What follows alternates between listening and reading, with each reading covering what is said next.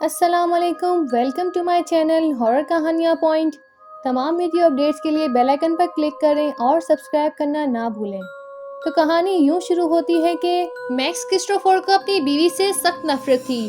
ان کی شادی کو 20 سال کا عرصہ گزر چکا تھا اور اس تمام عرصے میں وہ اس کی نکتہ چینی والی باتوں اور ہر وقت اس کے لعنت ملامت کرنے والی عادت سے نہایت تنگ آ چکا تھا۔ 20 سالہ رفاقت میں اسے اس عورت کے وجود سے کبھی کوئی سکھ چین نہ ملا تھا۔ وہ بہت بد زبان، زبان دراز اور مزاج کی تیز جھگڑالو قسم کی خاتون تھی۔ ایسا کوئی دن نہیں تھا جب وہ اس کی عجیب جوئی اور تحقیر نہ کرتی تھی۔ سارا دن وہ اس طرح سے اس پر حکم چلاتی تھی گویا وہ اس کا شوہر نہیں غلام ہو۔ اس کے اس رویے سے وہ انتہائی عاجز آ چکا تھا۔ چنانچہ میکس نے اپنی بیوی سے ایک بار ہی میں ہمیشہ کے لیے چھٹکارا حاصل کرنے کا فیصلہ کر لیا اور تمام انتظامات اچھے سے مکمل کر لیے۔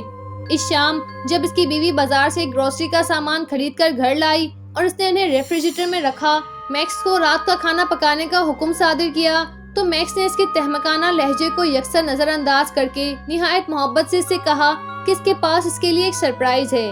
اسے بخوبی معلوم تھا کہ اس کو سرپرائز کتنے پسند ہیں، لہٰذا توقع کے عین مطابق سرپرائز کا سن کر اس کی بیوی کے چہرے پر خوشی کے تاثرات واضح نظر آنے لگے، جنہیں دیکھ کر میکس مطمئن ہو گیا۔ سرپرائز نیچے تہہ خانے میں ہے، میکس نے مسکرا کر کہا۔ یہ سن کر اس کی بیوی تہہ خانے کی جانب قدم بڑھا دی اور سیڑھیوں سے ہوتی ہوئی نیچے تاریخی تہہ خانے میں چلی گئی جدھر گھپ اندھیرا تھا۔ میکس نے کچن کے دروازے سے گوشت کاٹنے والا بڑا سا چھڑا اٹھایا اور اپنی بیوی کے پیچھے نیچے تہہ خانے میں چلا گیا۔ چند لمحوں بعد وہ اپنی پیشانی سے پسینہ صاف کر رہا تھا۔ اسے قطعاً اندازہ نہیں تھا کہ عورت کے اعضاء کو کاٹنا کس قدر مشکل ترین کام ہوگا۔ اس نے اس کے جسم کے ہر اعضاء کے 6 ٹکڑے کیے تھے، جن میں سر، دھڑ، ٹانگیں اور بازو شامل تھے۔ سارا کام اس نے تہہ خانے میں موجود اکلوتے بلب کی روشنی میں انجام دیا تھا، جس کی روشنی تہہ خانے میں چھائے گہرے اندھیرے میں کمی کرنے میں ناکام تھی۔ اس نے بہت احتیاط کے ساتھ جسم کے ہر ٹکڑے کو اخبار میں لپیٹا اور نہایت نفاست سے رسی کی مدد سے انہیں باندھ دیا۔ جب وہ یہ سارا کام مکمل کر چکا تھا تو اس نے دیکھا کہ فرش پر اس کے قدموں کے پاس 6 گٹریاں موجود ہیں۔ میکس نے ان کو ایک ایک کر کے اٹھایا اور تہہ خانے میں موجود ڈیپ فریزر میں انہیں پھینک کر اس کو کفل لگا دیا۔ اس کے بعد وہ خون آلود چھڑا اٹھا کر اوپر کچن میں چلا آیا، جہاں اس نے چھڑے میں لگے خون کو سنک میں کھڑے ہو کر پانی سے اچھی طرح دھویا اور پھر ایک بالٹی میں پانی بھر کر واپس تہہ خانے میں آیا، جہاں اس نے گیلے کپڑے کی مدد سے خون آلود فرش کو اچھے سے صاف کر دیا۔ وہاں اب خون کا ایک دھبا تک نہیں دیکھا جا سکتا تھا۔ تمام کاموں سے فارغ ہونے کے بعد وہ تہہ خانے کا اکلوتا بلب بجھا کر اوپر اپنے کمرے میں آ کر اپنی ریوالونگ چیئر پر بڑا جمان ہو گیا۔ اس نے سکون کی ایک گہری سانس خارج کی، ایک ایسی سانس جو پورے 20 سال اسے نصیب نہ ہوئی تھی۔ وہ اب آزاد ہو چکا تھا اور یہ آزادی بہت سکون بخش تھی۔ اس کے کان جو سارا دن اس کی بک بک سنتے تھے اور جس کی وجہ سے وہ ذہنی اذیت میں گرفتار رہتا تھا، اب دفعتاً قلبی طور پر بہت پرسکون ہو چکا تھا۔ وہ سارے ثبوت مٹا چکا تھا اور سوچ چکا تھا کہ اگر کوئی جاننے والا اور اس کی بیوی کے متعلق کوئی سوال کرے گا تو وہ یہی کہے گا کہ اس کی بیوی کسی اور مرد کے ساتھ فرار ہو گئی ہے۔ کسی کو یہ شبہ تک نہ گزرے گا کہ اس کی لاش کئی ٹکڑوں میں در حقیقت تہہ خانے کے ڈیپ فریزر میں موجود ہے۔ پورے گھر کو غیر معمولی خاموشی نے اپنی لپیٹ میں لیا ہوا تھا۔ چاروں طرف گہری خاموشی اور سکون ہی سکون تھا۔ ایسا سکون اور ایسی خاموشی اس گھر میں پہلے کبھی نہ ہوئی تھی۔ ہر وقت اس عورت کے چیخنے چلانے کی آواز سے گھر کے در و دیوار لرزتے رہتے تھے۔ ان کی شادی سراسر والدین کی رضامندی سے ہوئی تھی اور عورت کے بانجھ ہونے کے باعث ان کی کوئی اولاد بھی نہ تھی۔ عورت کی بد اخلاقی اور ناشائستگی کی وجہ سے وہ اس قدر ذہنی خلفشار میں رہتا تھا کہ اس تمام عرصے میں کسی اور عورت کی جانب مائل بھی نہ ہو سکا تھا۔ دوستوں کے ساتھ بھی اس کی محفلیں تقریباً ناپید ہو چکی تھی۔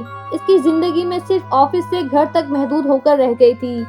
کیسی بے مزہ اور بے ڈھنگی زندگی تھی اس کی۔ اب اسے محسوس ہو رہا تھا کہ اس نے اپنی زندگی کے 20 سال کیسی اکھڑ، جاہل اور گستاخ عورت کے ساتھ ضائع کر دیے تھے۔ اس کا جو انجام اس نے آج کیا تھا یہ اس کو بہت پہلے کر دینا چاہیے تھا۔ بہرحال اب وہ آنے والے وقت کے لیے بہت پر امید اور مطمئن تھا۔ وہ ابھی سے اپنے آپ کو دوستوں کی میز پر منہ میں بڑا سا سگار سلگائے خود کو تاش کے پتے کھیلتے ہوئے دیکھ رہا تھا۔ تو کبھی کسی خوبصورت دوشیزہ کی باہوں میں خود کو جکڑا ہوا دیکھ رہا تھا۔ اپنے ان خیالات و تصورات کو سوچتے ہوئے اس کے لبوں پر خفیف سی مسکراہٹ تھی۔ اس کا ذہن حد درجہ ہلکا پھلکا اور پرسکون تھا۔ اس کی ضمیر پر اپنی بیوی کو بے دردی سے قتل کیے جانے پر ہلکا سا بھی احساس جرم نہ تھا، گویا اس نے جیتی جاگتی عورت نہیں، کسی جانور کا بچہ ذبح کیا ہو۔ رنگ برنگے حسین خیالات اور تصورات کے درمیان اس کی پلکیں نیند سے بھری اور وہ وہیں اپنی کرسی پر بیٹھے بیٹھے ایک گہری اور پرسکون نیند میں جا اترا۔ ایک ایسی پرسکون نیند جو اب تک کی زندگی میں سے پہلی بار نصیب ہوئی تھی۔ نہ جانے وہ کتنی دیر سوتا رہا۔ اس کی نیند میں خلل اس وقت آیا جب کافی دیر سے کسی چیز کو دھکیلنے جیسی آواز اس کی سماعتوں سے ٹکرا رہی تھی۔ یہ ایسے تھا گویا کوئی شخص تہہ خانے کی سیڑھیوں پر بھدی سے چل رہا تھا۔ میکس نیند سے ہڑبڑا کر اٹھ بیٹھا۔ اس نے فوری طور پر اپنے ارد گرد نگاہ دوڑائی تو سب کچھ پہلے جیسا معمول کے مطابق اور نارمل تھا۔ اس نے شکر کا سانس خارج کیا اور کرسی پر سیدھا ہو کر بیٹھ گیا۔ وہ جانتا تھا اس نے کوئی بھیانک خواب دیکھا ہے جو کسی طور حقیقت سے کم نہیں لگتا تھا۔ وہ سر تا پیر پسینے میں شرابور تھا اور اس کا دل اس کے سینے میں زور زور سے دھڑک رہا تھا۔ دفعتاً پھر ویسی ہی گھسیٹے جانے کی آواز سنائی دی تو اس کے کان کھڑے ہو گئے۔ وہ بغور آواز سننے کی کوشش کرنے لگا۔ آواز مسلسل سنائی دے رہی تھی جو کہ نیچے تہہ خانے سے آ رہی تھی۔ میکس اٹھ کھڑا ہوا اور کچن میں جا کر دراز سے وہی چھرا نکالا جس سے کچھ دیر قبل اس نے اپنی بیوی کے ٹکڑے کیے تھے۔ وہ پھر سے اسی مضبوطی سے تھامے تہہ خانے میں دروازے تک گیا اور تمام ہمت و حوصلے کو یکجا کر کے دروازہ کھول دیا۔ اندر گھپ اندھیرا تھا۔ وہ سیڑھیوں کی مدد سے نیچے آیا اور خاموشی سے اس کے ننگے پیروں کی وزن سے تہہ خانے کی سیڑھیاں چیخ اٹھی تھی۔ میکس نے تہہ خانے کا اکلوتا بلب روشن کیا اور اس کی روشنی میں اس نے ڈیپ فریزر کا جائزہ لیا۔ ڈیپ فریزر بالکل اسی طرح لاک تھا جس طرح وہ کر کے گیا تھا۔ وہ واپس اوپر جانے کا ارادہ رکھتا ہی تھا کہ اس نے فرش پر کچھ دیکھا اور اس کی ریڑھ کی ہڈی میں سنسناہٹ دوڑ گئی۔ وہ خون میں لت پت اخبار کا ٹکڑا تھا۔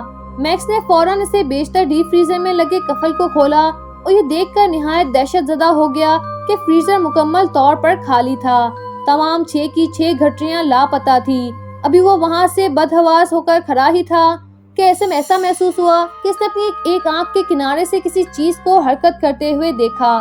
کوئی سایہ یکبارگی سے اس کے پیچھے سے گزرا تھا۔ وہ یکدم پیچھے پلٹا مگر وہاں کچھ نہیں تھا۔ اسی آشنا میں اس نے کلک ہوا اور آواز سنی اور یکایک تہہ خانے کا اکلوتا بلب جل کر پھٹ گیا اور یک بار ہی پورا تہہ خانہ گھورتا ہوا تاریکی اور اندھیرے میں ڈوب گیا۔ ہاتھوں ہاتھ سجھائی نہ دینے والے اس اندھیرے میں اس نے پھڑپھڑانے جیسی آواز سنی۔ وہ پھڑپھڑاہٹ لمحہ بہ لمحہ قریب آتی گئی، یہاں تک کہ چاروں طرف سے ایسی ہی سرسراہٹیں اور پھڑپھڑاہٹیں سنائی دی گئی۔ میکس مکمل طور پر چاروں جانب سے ان آوازوں کے درمیان پھنس گیا تھا۔ وہ پیچھے دیوار سے جا لگا۔ اسے اپنے ہاتھ میں پکڑے اس بڑے سے گوشت کاٹنے والے چھرے کو وحشیانہ طریقے سے یہاں وہاں ہلانے کی کوشش کی اور اس اندھیرے میں سے کچھ دکھائی نہ پڑتا تھا، صرف اخباری کاغذوں کی سرسراہٹ کی خوفناک آوازیں تھیں جو اسے سنائی دے رہی تھیں۔ دفعتاً اسے اپنے دونوں ٹانگوں کے درمیان کوئی چیز سانپ کی مانند پھسلتی ہوئی محسوس ہوئی۔ اگلے ہی لمحے اسے اپنی گردن کے اور کسی کی انگلیوں کا احساس ہوا۔ وہ چیخنا چاہتا تھا مگر اس کے حلق سے کسی بھی قسم کی آواز برآمد نہ ہو سکی۔